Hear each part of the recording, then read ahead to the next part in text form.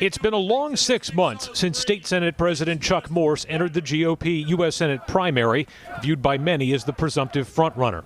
While Morse's campaign has almost $1 million in cash on hand and a victory is still within his reach, longtime observers of New Hampshire politics say he has not boxed out the rest of the field. It's not quite anyone's race, but it is open and no one has a lock on the Republican nomination. In the more traditional GOP lane of this contest, former Londonderry town manager Kevin Smith seemed to be generating some summertime campaign trail buzz, but then he posted a second quarter fundraising mark of just over $300,000, a sign that any positive momentum he might be building has not yet translated into crucial financial support. And when it comes to fundraising, there are now two wild cards in this contest. Cryptocurrency pioneer and Free Stater Bruce Fenton is self-financing, putting $1.6 million into his campaign.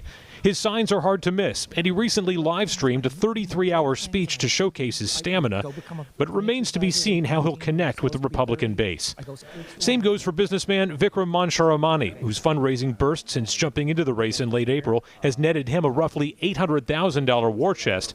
As a political newcomer, he's going to need all of that and more to introduce himself to primary voters and establish some conservative street cred.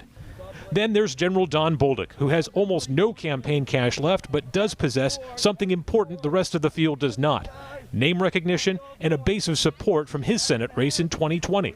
He was the runner-up in that primary, earning nearly 60,000 votes. Now you're going to start to see a more public phase of the campaign, where you start to see a lot more aggressive messaging coming out in terms of television ads, mailers, social media. While each one of these candidates has some reason for optimism, Democrats also like how this primary is playing out for the incumbent, Senator Maggie Hassan, who will need every advantage she can get if she's to hold on to her seat in November.